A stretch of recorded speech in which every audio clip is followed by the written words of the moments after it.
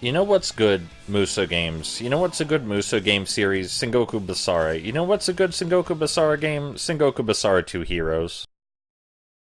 Consider this a mini LP of sorts. We'll be going through Kojiro's story mode in Sengoku Basara 2 Heroes. Sengoku Basara 2 Heroes is a personal favorite of mine. It's also very weird in that it has an American comic book style to it and seems to take inspiration from American media in general, even though it was never released in America. This is being played on the Sengoku Basara HD collection, which was released only in Japan, though the PS3 is region free, so there's really no concern about that. The only thing that you may not be able to understand would be the cutscenes. But other than that, the game is very import friendly, as most Muso games tend to be, with the exception of some that have really complex mechanics, but that's not Sengoku Basara. Though Sengoku Basara 2 Heroes does have something the other games do not. You know, actually, I'm just going to call this Sengoku Basara Heroes, if that's alright, because saying Sengoku Basara 2 Heroes over and over is a little bit exhausting. Some pretty quality animation here, honestly, though there's not a lot of movement, so maybe that makes it easier. This HD collection was a godsend because trying to import PS2 games and play them is a pain in the ass, so having the first three, the first three Sengoku Basara games available on the PS3 is a great idea. Although this game is called Sengoku Basara 2 Heroes, it may as well be its own fucking thing, so ignore the 2 in the title entirely. I fucking love the style in this game's menus, the action lines and the comic book panels. It's just really fucking cool. It feels so weird this one didn't come to America, especially since its game mechanics and visual style took inspiration from American media. Like, this one actually takes inspiration from the gameplay of Devil Kings, which you'll see shortly. For those not familiar, Devil Kings was the English localization of the original Sengoku Basara game, and Devil Kings changed quite a few things, including adding a new mechanic called priming, where you could use attacks that prime your enemy's health bars, turning their health bars yellow and allowing them to take extra damage, and allowing you to get extra combo. And this game is the only Japanese one to feature priming attacks, which are the yellow ones. We just equipped the priming attack just now, as you can see. The yellow one, the one with the yellow in it, that's the priming attack. And aside from the really cool visual style, that's what makes Sengoku Basara Heroes special, is that it reintroduces the priming attack mechanic. This was a mechanic originally only seen in the English localization of the original Sengoku Basara, so seeing it come back for a Japanese release is quite interesting. It is a spin-off game though, so maybe that's why they felt more experimental with it. But personally, I'm just glad to see it back. And I'm glad to be able to play the game in the HD collection because although the graphics may not be splendid, they look pretty enough, considering that these games were obviously not made on the highest budget imaginable. I have a tendency to just say words of games and game mechanics and ideas like people know what they are unless they're unique. But I want to clarify that this game is a beat-em-up, and it's a beat-em-up in the vein of Dynasty Warriors, which is called Muso in Japan, and there's a lot of Muso games, this being one of them, although it wasn't made by the Dynasty Warriors publishers.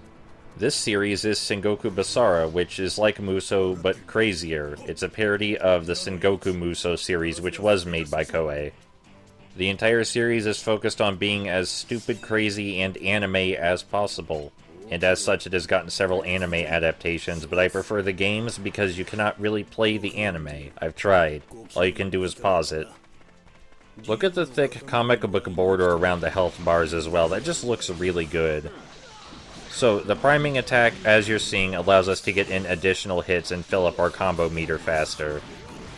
This is very much a straightforward game, more straightforward than even most Sengoku Basara games. The areas are not as open in other Sengoku Basara games. You basically just go straight from point A to point B, as in a traditional beat-em-up, and destroy everything in your path.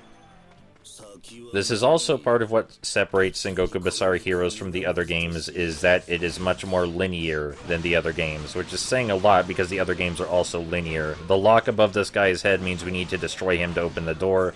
Simple as that.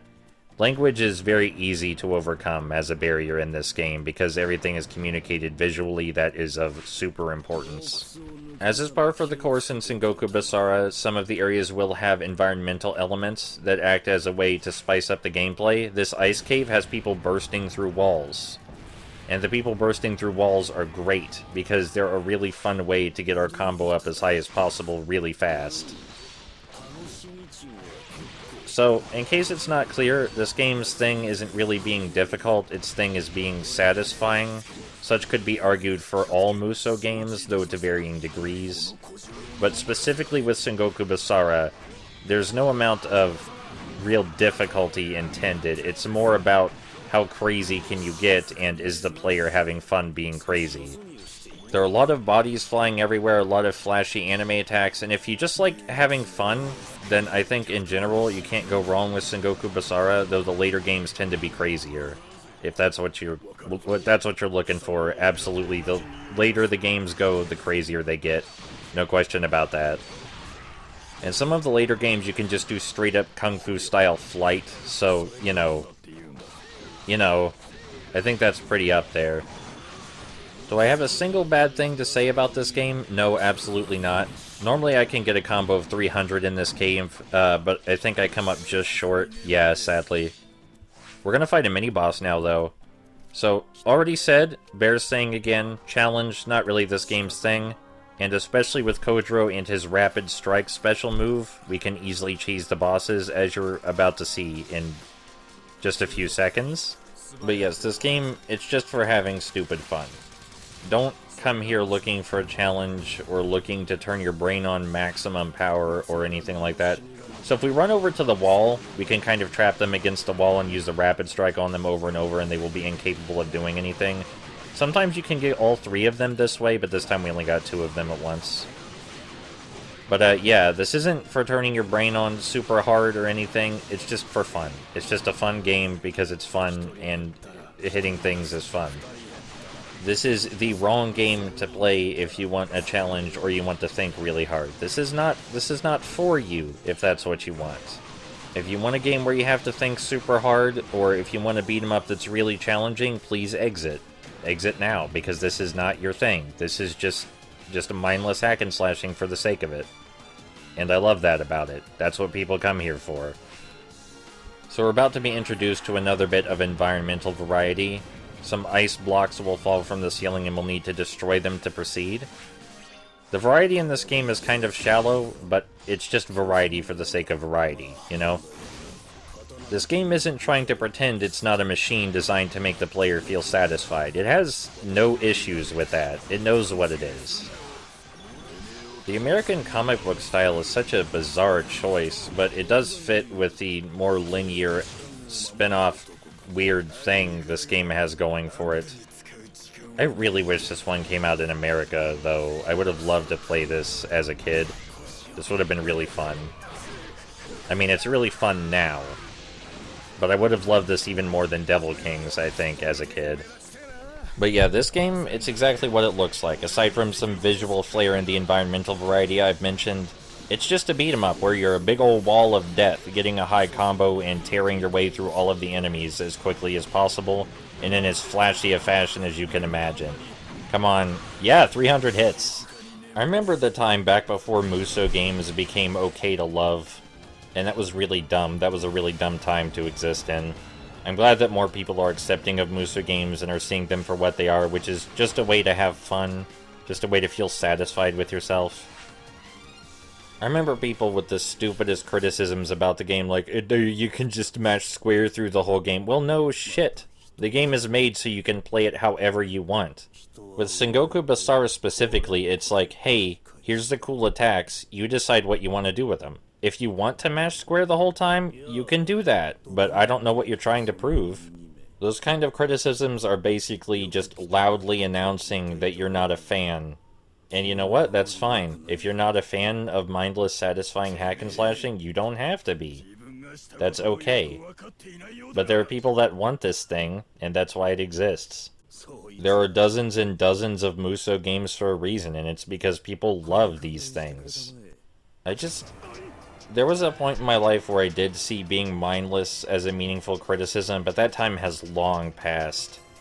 Some games benefit from being mindless. Some people want mindlessness. Of course, this is very, very generally speaking. There are a lot of Musou spin-offs that do encourage thoughtful gameplay, such as Fire Emblem Warriors, Ken's Rage, But Sengoku Basara is not really one of those. Sengoku Basara is just mindless hack and slashing because mindless hack and slashing. It's just there to make the player feel satisfied and crazy.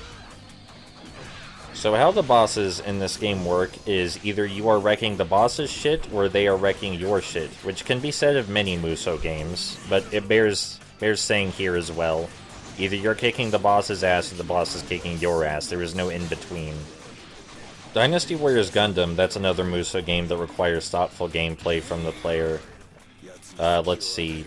There's a lot of them. One Piece Pirate Warriors, the original Pirate Warriors. It's not as though Musou means mindless, but a lot of Musou games are mindless because they're just focused on giving the player satisfaction and not anything else. Just instant, constant, non-stop satisfaction because you're an unstoppable barrier of death and nothing will stand in your way.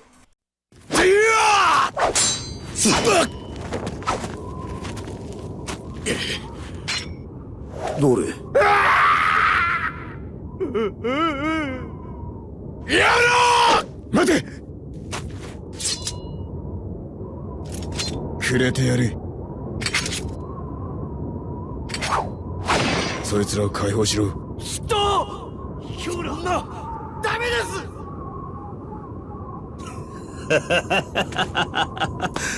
いや見事見事K は全くもって清らかな男だ実に救いがたいいやはやまったくだ政宗様おじゅら様おじゅら様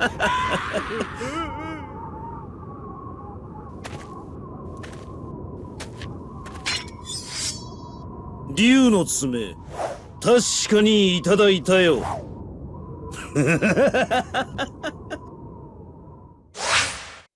Alright, so that's part 1 of Kojiro's story. So I'll see you guys for part 2, and I think there are 5 parts in total, if memory serves.